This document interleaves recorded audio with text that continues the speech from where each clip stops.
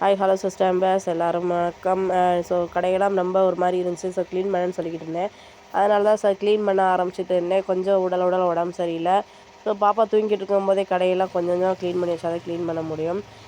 அப்புறம் வந்து நிறைய மெசேஜ் வந்து அதாவது நிறைய இதை பற்றி நியூஸ் வருதுன்னு கேள்விப்பட்டோம். மைவேத்திரியை பற்றி தான். ஆனால் எந்த ஒரு அப்டேட்டும் இல்லை. ஆனால் சும்மா போட்ட நியூஸை தான் போட்டுட்ருக்காங்க. ஏன் அப்படின்னு பார்த்தீங்கன்னா, இன்னும் ஒரு சொல்யூஷனே கிடைக்கல. வித்ட்ரா பண்ணேன்றாங்க. கேஸை வித்ட்ரா பண்ணேன்னாங்க. அப்புறம் திருப்பி நிறைய என்னென்னமோ சொல்கிறாங்க. ஸோ எனக்குமே அந்த அளவுக்கு டீட்டெயிலாக புரியலை, தெரியல. மைவீத்தில் ரொம்ப டீப்பாக இருந்தவங்களேவும் நிறையா ஐடி போட்டவங்களுக்கேவும் அந்த டீட்டெயில் தெரியலை. ஒரு சில நம்பிக்கை இல்லை அப்படின்றாங்க. நம்பிக்கை இல்லை அப்படின்றப்ப ஏன்னா நம்ம வந்து எம்டி சாரை வந்து நான் வந்து குறையா சொல்ல கிடையாது. ஸோ நம்மளுக்கு வந்து இது வந்து குறையா அமைஞ்சிருச்சே அப்படின்னு தான் சொல்கிறேன். ஏன்னா நம்ம வந்து அவர் வந்து இப்போ ஜெயிலில் இருந்து கஷ்டப்படுறாரு இல்லைன்னுலாம் சொல்லலை. ஸோ அதை விட இங்கே நிறையா பேர் வந்து அதுக்கு மேலே கஷ்டப்படுறாங்க. அதைத்தான் இப்போ வந்து எக்ஸ்பிளைன் பண்ணுறாங்க எல்லாருமே. ஆனால் அவரை வந்து யாரும் குறை சொல்லன்னு நினைக்கிறாரு. இப்படி வந்து நம்மளோட கஷ்டங்கள் வந்து அதிகமாக, அதாவது நான் ஜெயிலில் இருக்கார், அதை வந்து நான் வந்து என்ன சொல்கிறேன், அவர் வந்து கஷ்டப்படுறாரு அப்படின்றத நான் ஃபீல் பண்ணுறேன். இல்லைன்னுலாம் நான் சொல்ல கிடையாது. அவர் வந்து ஆனால் அவர் ஒரு ஆள் கஷ்டம் ஒரு ஆளோடய போயிடும்.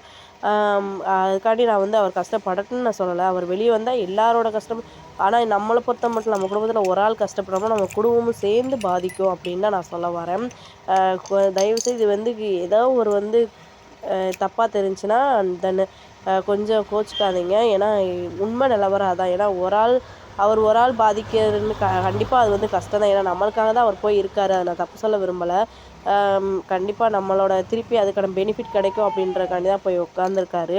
அங்கே ஜெயிலில் போய் கஷ்டப்படுறாரு. ஆனால் இருந்தாலும் அவர் வந்து அவரோட கஷ்டம் வந்து அந்த அளவோட நிற்கிது. ஆனால் நம்மளோட கஷ்டம் வந்து நம்ம வீட்டில் எல்லாரையுமே பாதிக்கிற மாதிரி வரும். நம்ம கொஞ்சம் நட்டத்தில் போனாலும் நம்மளுக்கு எதுவும் பெனிஃபிட் இல்லாட்டி நம்ம யாரையா கடன் வாங்க நம்ம சின்ன பிள்ளை வரைக்கும் அது பாதிக்கும்னு எனக்கு ஒரு எண்ணம். ஏன்னா நம்ம திருப்பி ஏன்னா அன்றாட செலவுகளுக்கு வந்து நம்ம பிள்ளைகளையும் சேர்ந்து பார்க்க வேண்டியிருக்கு. அன்றாட செலவில் ஏதோ ஒன்று நம்மளுக்கு வந்து கம்மியாக போயிடுச்சுன்னா அப்போ அது வந்து நம்ம கடனாக போயிடுச்சுன்னா அதை வந்து நம்ம சமாளிக்கிற கஷ்டம். ஸோ நான் கரெக்டாக தான் சொல்கிறேன்னு நினைக்கிறேன். ஸோ இதில் எதுவும் தப்பு இல்லைன்னு நான் நினைக்கிறேன். அதுக்காக தான் சொல்கிறேன், வேறு ஒன்றும் இல்லை. ஆனால் சீக்கிரம் எம்டி சார் வெளியே வந்து எல்லாருக்குமே ஏதோ ஒரு அப்டேட் கொடுத்தாங்கன்னு நல்லாயிருக்கும். அப்டேட் கொடுத்து அதாவது ஸோ எம்டி சார் இப்போ எம்டி ஃபார்ம் வீடியோ அப்டேட் பண்ணியிருந்தாங்க. ஸோ எந்த ஒரு சோசியல் மீடியாவுலேயும் போடுறத நம்பாதீங்க அப்படின்னு சொல்லியிருக்காங்க. உண்மை தான். ஸோ அவங்க சொல்கிறது தப்பு கிடையாது. ஆனால் அதுவேவும் கண்டிப்பாக அவங்க வந்து அடிக்கடி அப்டேட் கொடுத்துட்டு இருந்தாங்கன்னா நம்ம எந்த சோசியல் மீடியாவும் நம்ப போகிறது கிடையாது. அவங்க அப்டேட் கொடுக்காத பட்சத்துக்கு தான் நம்ம வந்து இதுலையா போட்டிருக்காங்களா, எதாவது அப்டேட் இருக்கா அப்படின்றத தேடி பார்க்குறோம். வேறு ஒன்றும் கிடையாது. அவங்க இப்போ இது வெப்சைட் ஆரம்பித்தாங்க. ஸோ அதுலேயுமே நான் ரீசெண்டாக பார்த்தேன். எந்த ஒரு நியூஸும் இருந்த மாதிரி தெரியல. ஸோ அப்படி இல்லாட்டி அப்டேட் வந்து வீடியோவில் அவங்க தினமும் அப்டேட் பண்ணிக்கிட்டே இருந்தாங்கன்னா என்ன நிலவரம் இருக்குது, எப்படி நிலமை அப்படின்றத சொல்லிக்கிட்டே வந்தாங்கன்னா கூட பிரச்சனை இல்லை. ஸோ வேறு ஒன்றும் கிடையாது. இந்த லீவுக்கு வந்து பிள்ளைகளுக்கு வந்து எதாவது சொல்லி கொடுத்துலாம், எதாவது பண்ணிடலாம் அப்படின்னு நினச்ச ஆக்டிவிட்டி பண்ணலான்னு கொஞ்சம் கொஞ்சமாக எடுத்து வச்சேன். பட் ஆனால் கொஞ்சம் உடம்பு சரியில்லாதனால எதுவும் பண்ண முடியல. கண்டிப்பாக இன்னும் 2-3 நாள் இருக்குது. கண்டிப்பாக பண்ணலாம். பிள்ளைங்களுக்கு ஏதாவது இந்த லீவில் வந்து யூஸ்ஃபுல்லாக கொண்டு போங்க. வெயிலும் மழையும் சேர்ந்து வருது. இந்த வட்டம் கிளைமேட் சரியில்லாமல் இருக்குது. பிள்ளைங்கள கொஞ்சம் கேர்ஃபுல்லாக பார்த்துக்கோங்க. வெளியே அவ்வளோவா விளாட விடாதீங்க. விளாட விட்டாலும் உள்ளே வித்தவுட் ஃபோன் இல்லாமல் விளாட விடுங்க. தேங்க்யூ.